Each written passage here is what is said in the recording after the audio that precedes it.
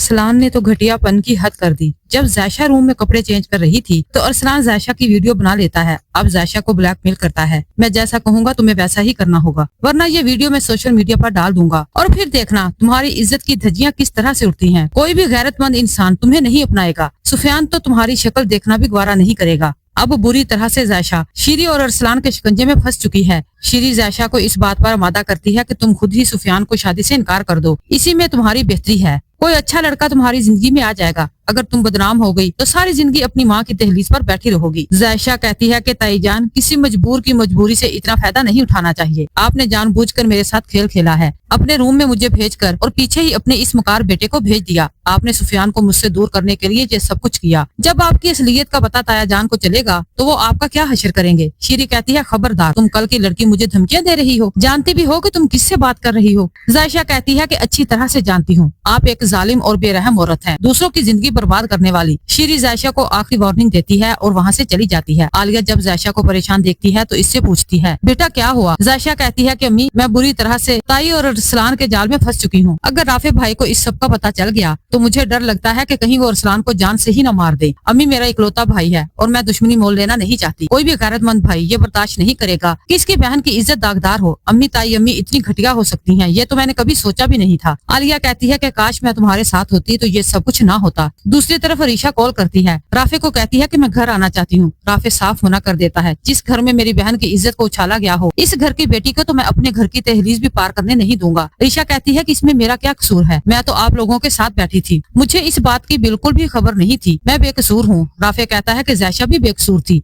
तुम्हारी माँ ने और तुम्हारे भाई ने मिलकर मेरी बहन को बदनाम करने की कोशिश की है, तुम भी अच्छी तरह से जानती हो। ज़ायशा ऐसी बिल्कुल भी नहीं है, मेरी बहन बहुत नेक है और मैं अपनी बहन की पाक दामनी पर किसी को भी कीचड़ उछालने की इजाजत नहीं दूंगा। इसके लिए मुझे अगर किसी की जान भी लेनी पड़ी तो मैं दरेक नहीं करूंगा। दूसरी तरफ ज़ायशा राफे और आलिया को अपना फैसला सुना देती है। अम्मी, मैं सुफियान से शादी नहीं करूंगी। जिस घर से मुझे जलील करके निकाला गया हो, मैं उस घर में अपनी जिंदगी कैसे गुजार सकती हूँ। राफे कहता है कि मैं बिल्कुल तुम्हारी बात से मुतफिक हूँ, मैं भी तुम्हें इस आग में झोंकना नहीं चाहता। आलिया बहुत परेशान हो जाती है और कहती है कि बेटा, जब बेटियों की मंगनी एक दफा टूट जाए तो फिर उस दहलीज पर कोई भी रिश्ता नहीं आता। कि अम्मी, जब वक्त आएगा तो देखा जाएगा, फिलहाल मैं पढ़ाई जारी रखना चाहती हूँ। अब मैं इस मौजू पर कोई भी बात नहीं करना चाहती।